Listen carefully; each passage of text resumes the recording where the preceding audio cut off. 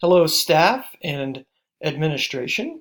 Today I'm going to give you a simple tutorial on how to get started with Edpuzzle. This should be made simple and easy.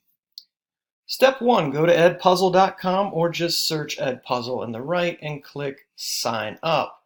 Once you have clicked sign up, you can do that as a teacher or a student. You're going to want to do that as a teacher. If you have a Google account, this is a one-step process. You can sign up for an Edpuzzle account, which you would do right here, or if you have Google, just click right there. That makes it pretty easy. Step 4, once you're logged in, you can add a class or search for content. Search for content right here. To add a class, just click the button on the left side of the page. You can invite your students 3 different ways: by class code, link, or email. The easiest way I've found to do this is by simply giving the students the class code.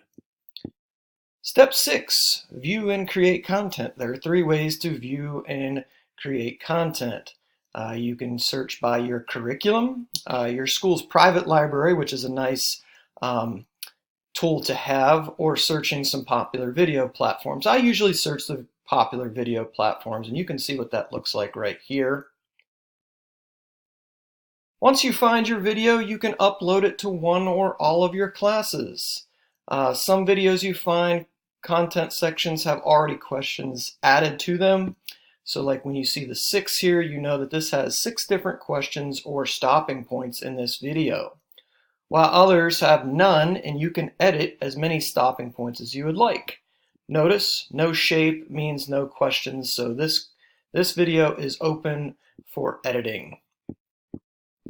Step 8, I would start with finding videos that already have questions added until you are comfortable. I'd be more than happy to sit down with you and show you how to edit a video without questions. Just let me know.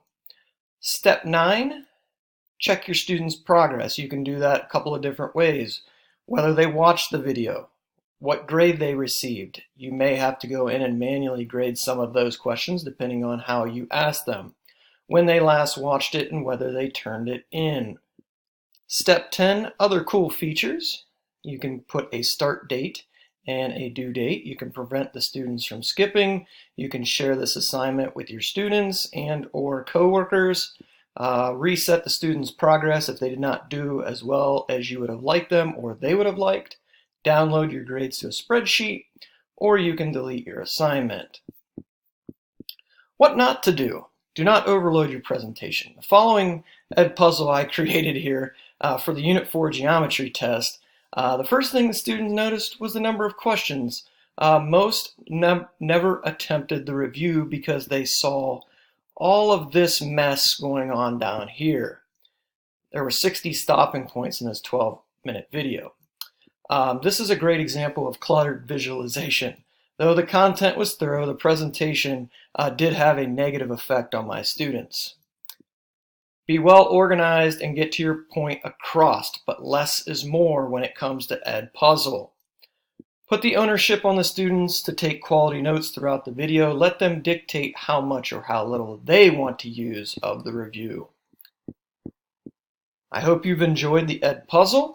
Now it is time for you to try something new. Remember, if you have any questions after the presentation, I would be glad to sit down, meet with you, and help out in any way I can. Thank you very much.